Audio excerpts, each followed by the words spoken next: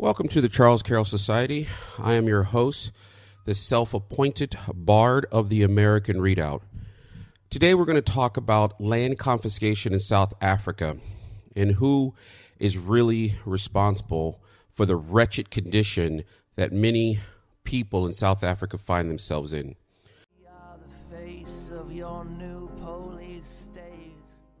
If you're new to the channel, we cover politics, both local in the American Readout. One of the reasons that I cover South Africa for people who are kind of new to the channel is because I believe that South Africa could be what America will face eventually. One of the core reasons that socialism always fails. Malema, the leader of the Economic Freedom Foundation, tries to point to China as an example of a successful socialist state. But anyone who studies it more than 5 minutes realize that, yes, it's an autocratic rule state, but China was nothing until they actually implemented what they call market liberalization, essentially implementing capitalism.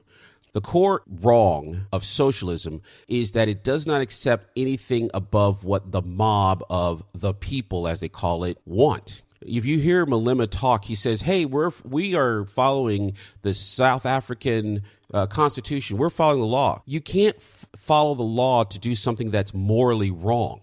Socialism denies that there's something above the will of the people that is morally wrong. What would happen if America, the majority of whites who lived in America, voted slavery back in? Would that be morally right?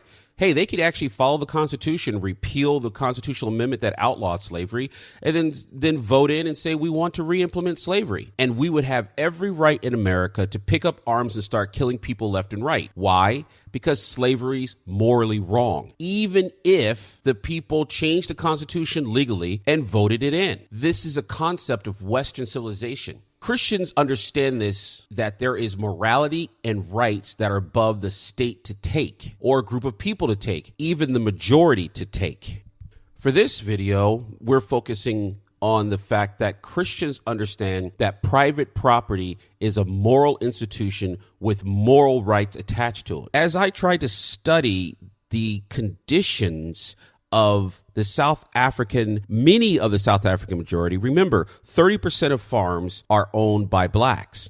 The majority of the land in South Africa is owned actually by the state already. I will say that again. 30% of farmlands are owned by blacks. And the majority of the land in South Africa is owned by the state. So one of the things that Christian thought on private property would say is, if you want to rectify the wretchedness of the people, you need to do so in the least intrusive manner. However, the question one can reasonably ask is this wretchedness caused by these white farmers owning 70% of the privately owned land? Remember, the state of the South African state owns the majority of the land in the country already. The past prime minister got into bed with a couple of three brothers from India, and known as the Guptas, Guptas. These three brothers and the past prime minister of South Africa essentially looted the country, looted South Africa. So is the wretchedness that the South African people now suffer, is it because of the white farmers or the absolute corruption of Zuma and others like him at the ANC?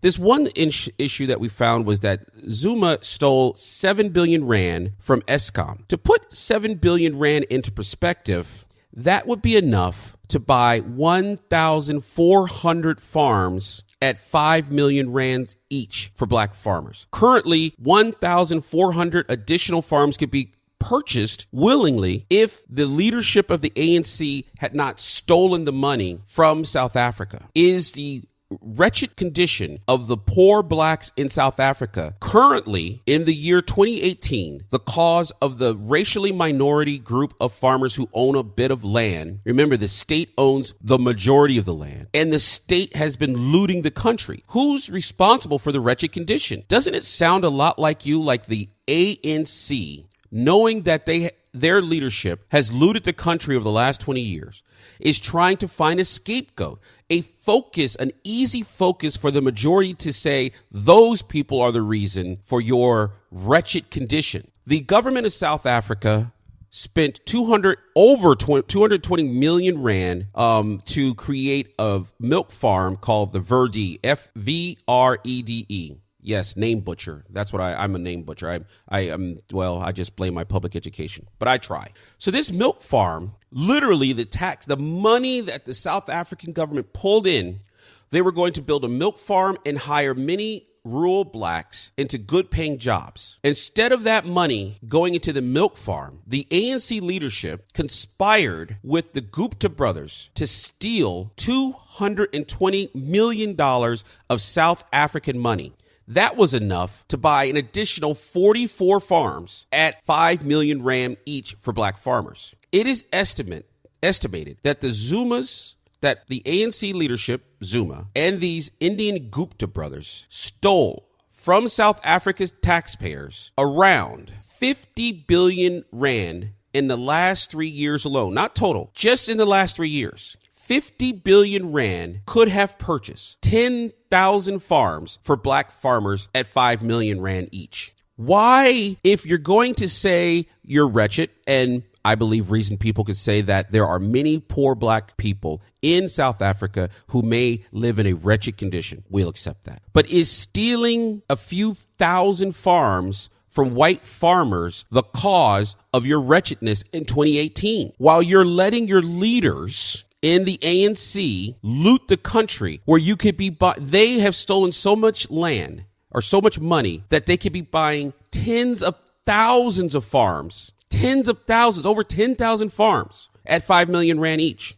It's interesting to watch the Guptas, as I did my study of the Guptas, these Indian brothers. These Indian brothers had a wedding that lasted for a week and cost hundreds of millions of dollars, paid for by South African taxpayers. They chartered a major airline, the whole jet, and flew in entire staffs of Indian, because you know what? Africans can't cook. To have Indian food, one of the chefs was provided his own servants. All of this money was seized, stolen from the South African taxpayers, both black and white. And when black politicians tried to point out the corruption, the leadership in the ANC fired them, silenced them, and threatened them. And now the leadership of the ANC and the leadership of the EFF, instead of calling for the cleaning up of corruption in South Africa, are pointing the finger at white farmers as being the cause of the wretchedness in South Africa.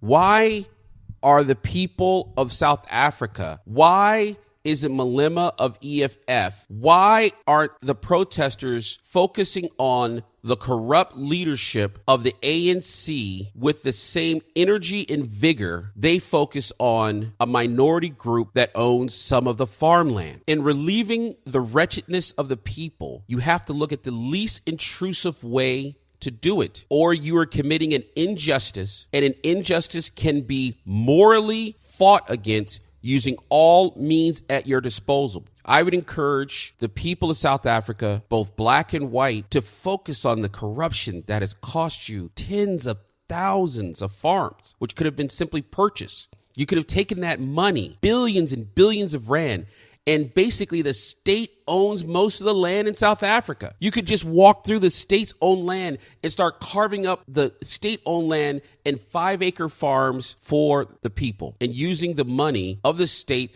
to help these people get started. You wouldn't have to seize anybody's land. You would just use the state land and this money to create new farms. I encourage the Africans in South Africa to take a look at this corruption and think through who truly is the cause of the wretched condition of many poor in South Africa. Viva Crystal Ray, Viva Crystal Ray, Viva Crystal Ray, y the Virgin of Guadalupe.